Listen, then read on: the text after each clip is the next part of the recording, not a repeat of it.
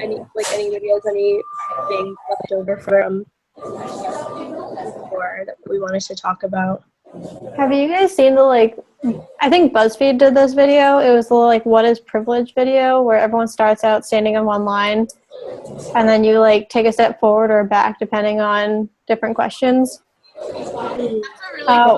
We did that at the camp that I worked at. And it's a camp called Pine Valley Bible Camp. It's in Elwood City, Pennsylvania, so it's 40 minutes north of Pittsburgh, and we mostly serve kids from Pittsburgh and different parts of Ohio. And we did that exercise because most of our kids are from the inner city or from some kind of broken home, or we get a lot of kids who have parents in prison. And it's $25 for a week of camp for them, and then the government or sponsors cover the rest of the cost. This camp costs $600 a week usually. And we ended up doing that activity, and every single time they said you take a step forward if this happened in your life, I was always one of the people to take a step forward. And every time they said, okay, take a step back if this happened, I never stepped back. And I was great, this is awkward. And it ended up being that I was 100 yards away from the person in the very back, because one of the questions was take a step forward for every property your parents own.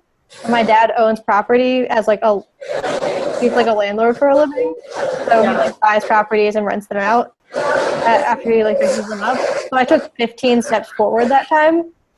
And then they were take a step back for every house your parents had to get a second mortgage on. And I didn't move back at all, but the other guy moved back 3 steps.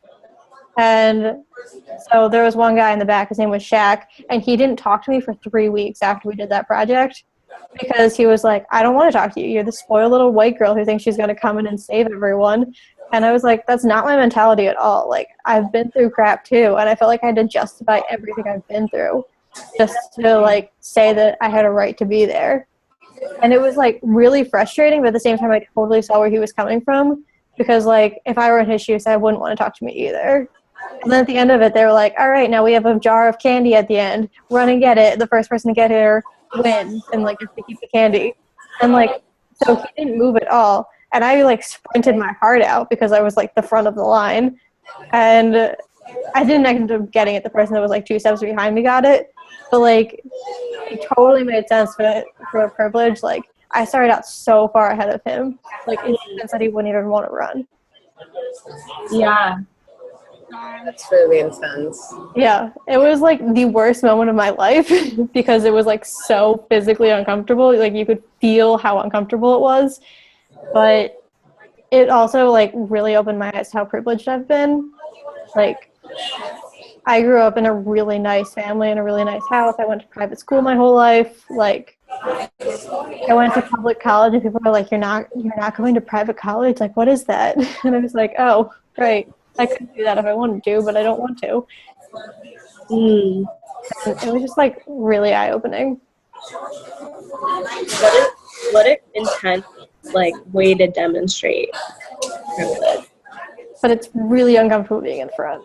It's also really uncomfortable being in the back. Later, Shaq and I had a really good conversation about it, but it took us 3 weeks to have that conversation. The first 2 weeks of camp, he didn't talk to me. I mean, imagine that being on such small scale. Imagine that being the actuality of our country. Yeah.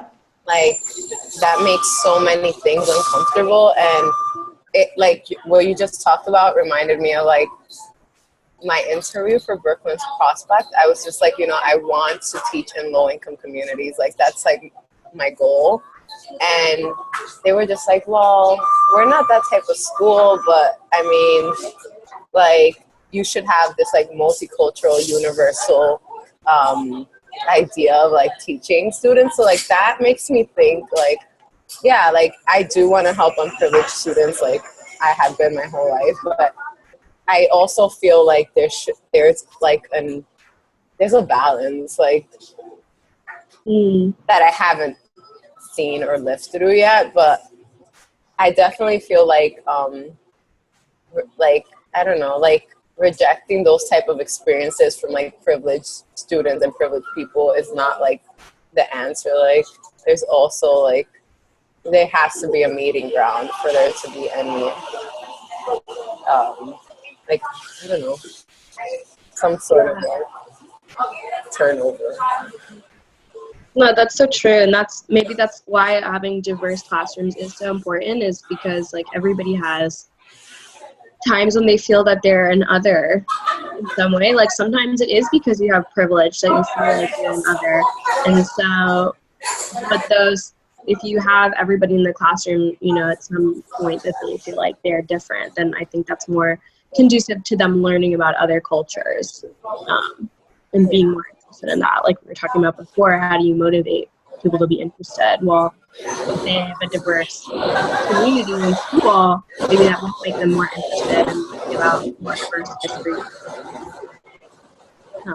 That would make like the whole experience of like students in like low income communities going to private colleges and so much easier. Like I remember I went to Fordham, and I went from like a small school, like I mean my class was like literally 38 kids, to like Fordham University, and it was like a private school, and I was just like, oh my God, it took me literally like at the end of my sophomore year, I was just like, okay, now I'm more comfortable. But it was like torture, like not having a diverse community when that's what the world is, like a diverse community, especially if you're like training students who you think or who you want to have potential to like, be like live up to their full potential and like be active members of society. Like you need to have them in these diverse communities, and it brings so many like problems with, I don't know. That's true. Yeah, I mean, I really appreciate the discussion that we had today, but I feel like it could go on forever. But we're not going to make Professor Woodley go through all of that. Yeah, but it's nice to like get to talk with you guys. And I have to go to work, but we'll talk again on Saturday for the next discussion, right? Right. Okay. So I guess we'll message each other this week with like a good time. I feel like earlier Saturday is better for me. I can do earlier on Saturday. I'm moving back to Tacoma today, so my schedule will be a lot better.